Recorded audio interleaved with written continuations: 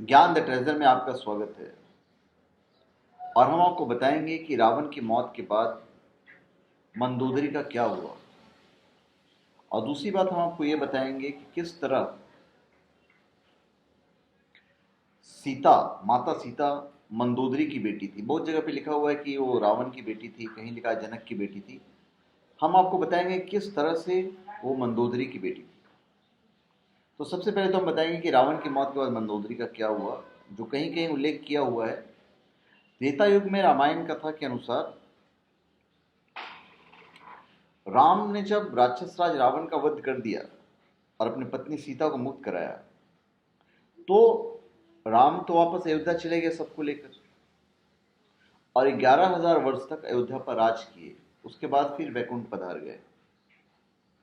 लेकिन रावण के पीछे विभीषण, मंदोदरी, बाकी जो लोग बच गए थे लंका वाले, उनका क्या हुआ?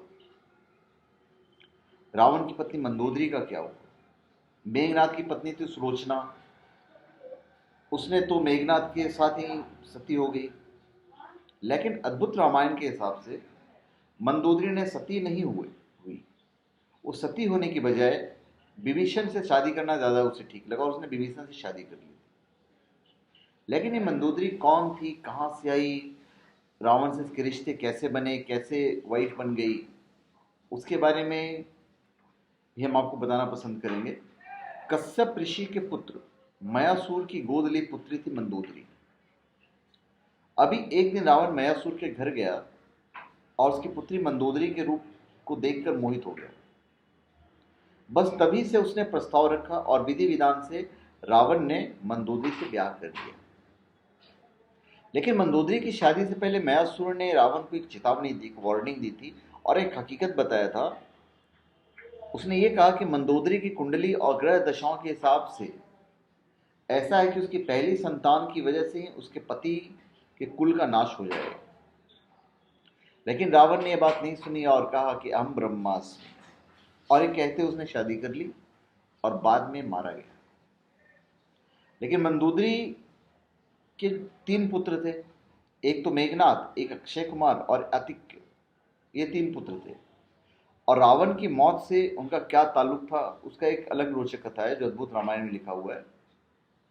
अभी उसमें यह भी लिखा है कि सीता को मंदोदरी की पहली संतान बताया गया है। लेकिन ऐसा कैसे संभव है? क्योंकि रावण तो खुद ही सीता को हर कर लेके आया था। रावण एक्चुअली में बहुत क्रूर था और वो ऋषियों के खून को बड़े से मटके में जमा करके रखता था, और मरने के बाद ऐसे में एक ऋषि जिनका नाम था गृत्समत, वो लक्ष्मी जी को अपनी पुत्री के रूप में पाने की तपस्या कर रहे थे, और वो दर्भा नाम की घास का दूध जमा करके उन्हें मंत्रों से शुद्ध करके रखे हुए थे, जिसमें लक्ष्मी जी पैदा हो सके, क्योंकि वो कुंवारे थे और पत्नी के बिना ही थे। अभी गृत्समत ऋषि को मारकर रावण ने उनका खून भी मटके में डाल दिया, और साथ ही वो अभिमंत्रित दूध भी उसी में डाल दिया, दूध के साथ। अभी रावण के इस पाप को जानकर मंदोदरी सोची, यार क्या करूंगी जी, क्या वो आत्महत्या करने की सोच रही थी। अभी ऋषियों का खून जहर से भी ज्यादा जहरीला हो गया था और मंदोदरी वही खून पी गई, लेकिन मरने के बजाय वो पेट से हो गई। और रावण के डर से या शायद रावण के कोप से वो गर्भ गिर गया। कोई कोई कहते हैं कि उसे कुरुक्षेत्र में दफनाया गया, कोई कोई कहते हैं कि उन्हें जनक के राज्य मिथिला में दफनाया गया। अभी वहां की जो जमीन थी वो बंजर हुई, तो राजा जनक द्वारा हल चलाने पर वही गर्भ जिंदा लड़की बन के निकली जो सीता जी के नाम से जानी गई, और साथ ही वो क्षेत्र फिर से उपजाऊ हो गया। तो ऐसे में सीता रावण की बेटी नहीं कही जा सकती है, वो मंदोदरी की बेटी कही गई है।